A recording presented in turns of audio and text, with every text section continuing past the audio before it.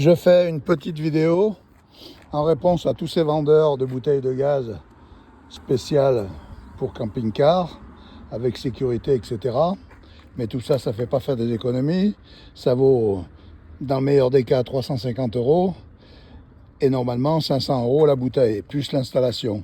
Moi, j'ai acheté le système qui est là, que j'ai fixé, évidemment. Ça, c'est pour la France, l'Italie, je ne sais plus trop quel pays. Là, je suis en Espagne. En Espagne, je mets un adaptateur que je visse.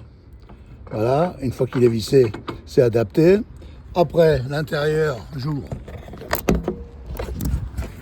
Donc, c'est là. L'intérieur, j'ai mis une vanne. Hein, le tuyau, ça part de là. J'ai mis un tuyau qui rentre, qui va là. J'ai mis une vanne en sécurité. De cette vanne, je pars avec un tuyau du gaz. Je viens du tuyau du gaz, je viens et j'arrive sur la première bouteille. Sur la première bouteille, j'ai mis un T. C'est un T gaz. D'un côté, écrou et de l'autre côté, mal. Pour arriver avec le tuyau, un tuyau gaz pour me visser dessus, un autre tuyau gaz pour repartir. Avec celui-ci, je repars, j'arrive sur la deuxième bouteille. Pareil, gaz, un écrou gaz sur la bouteille.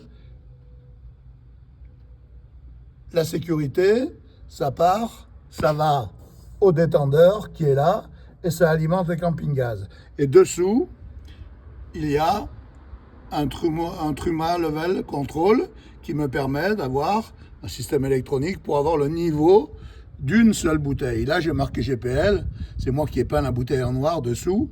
J'ai mis du scotch, enfin des lettres scotch là, et ensuite j'ai peint la bouteille en rouge et j'ai enlevé le scotch et ça reste marqué GPL, mais en fait c'est la même bouteille que celle-ci. Non, c'est une jaune, là celle-ci elle est grise et bleue, c'est butagaz, propagaz, etc. Enfin butane quoi. Et puis c'est pas plus compliqué, l'installation en partant de là, avec les raccords, etc., le tout, ça coûte 150 € maximum.